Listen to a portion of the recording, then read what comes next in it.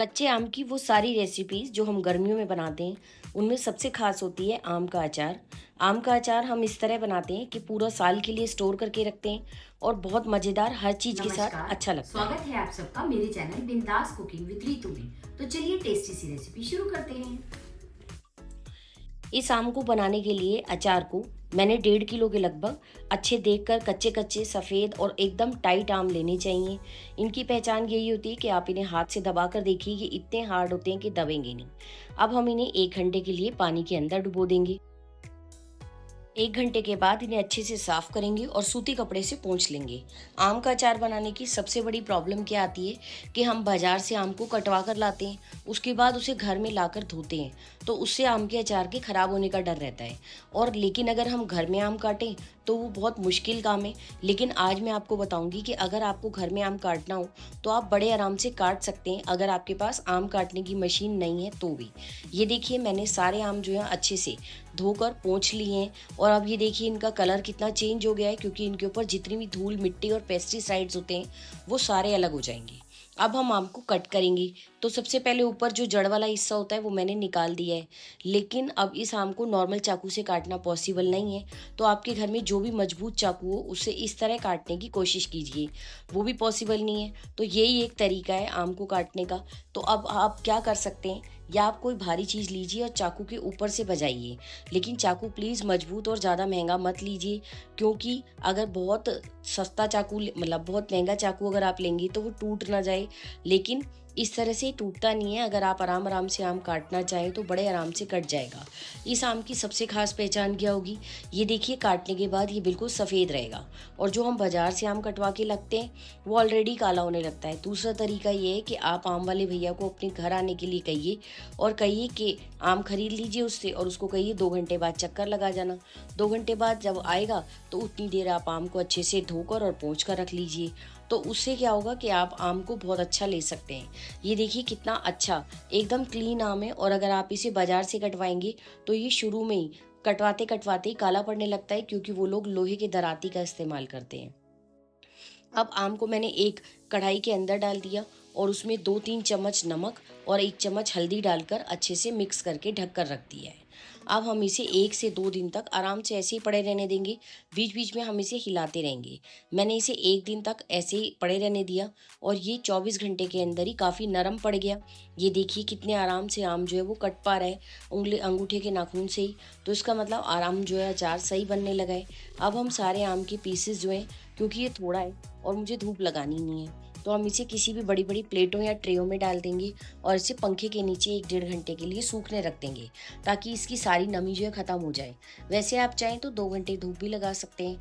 और लेकिन कपड़े पर फैलाने का नुकसान क्या होगा कि कपड़ा कोई आप ऐसा लें जो कि आपके लिए बाद में किसी काम का ना हो, क्योंकि हल्दी के उसके ऊपर सारे दाग आ जाएंगे।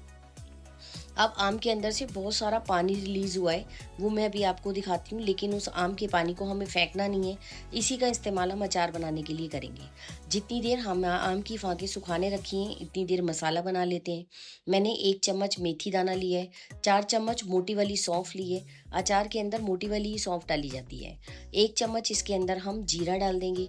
बहुत ज़्यादा जीरा अचार में नहीं डाला जाता है। साथ में हम डाल देंगे 1 चम्मच के लगभग काली मिर्च, इसका बहुत ही बढ़िया टेस्ट आता है। और 8 से 10 सूखी लाल मिर्चें डाल देंगे।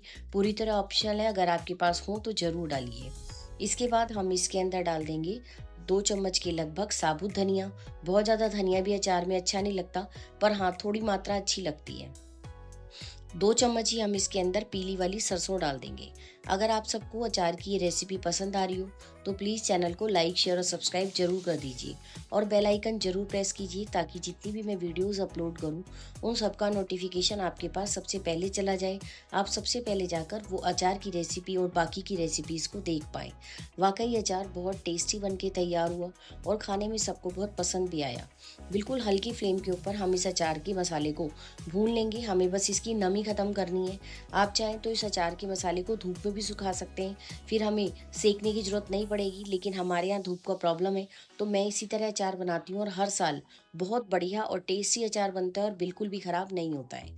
अब ये देखिए, मैंने सारा मसाला ठंडा होने के बाद दरदरा पीस लिया है और जो पानी हमारा अचार के मसाले का बचा हुआ था ना आम का, उसको हमने फेंका नहीं है।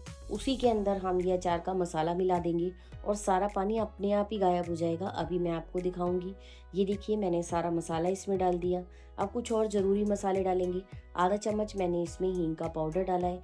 हींग से अचार का बहुत अच्छा टेस्ट आता है। 1 चम्मच मैंने इसके अंदर अजवाइन डाली है। अजवाइन भी बहुत फ्लेवरफुल और डाइजेशन के लिए अच्छी होती है। 1 से 1.5 चम्मच हम इसके अंदर कलौंजी डाल देंगे। ये कलौंजी जो वही है जो ऑनियन सीड्स कहलाते हैं। और साथ में आधा चम्मच हल्दी और डाल देंगे। बहुत ज़्यादा हल्दी नहीं डालनी, क्योंकि आम को हमने मसाला मिलाते समय भी हल्दी डाली हुई है। 2 चम्मच कश्मीरी लाल मिर्च पाउडर डाल देंगे और 2 चम्मच नमक और डाल देंगे। टोटल 1.5 किलो आम के अंदर मैंने 5 चम्मच नमक, या आप मान के चलिए 150 ग्राम नमक। 1 किलो में 100 ग्राम नमक का हिसाब होता है। वो बिल्कुल ठीक रहता है, अचार खराब भी नहीं होता। और ये देखिए, मसाला डालते ही सारा जो है पानी बिल्कुल गायब हो गया है। अब मैंने 1.5 कप सरसों के तेल को अच्छे से गर्म करके ठंडा कर लिया था, वो भी मैंने इसके अंदर ही मिला दिया है। अब क्या होगा, जब हम इस मसाले को उठा कर रखेंगे ना, तो ये काफ़ी फूल जाएगा और इसके अंदर जो अचार ख़राब होने के चांस हैं वो सब ख़त्म हो जाएंगे। आपने अचार बनाने का ये तरीका कभी भी नहीं देखा होगा।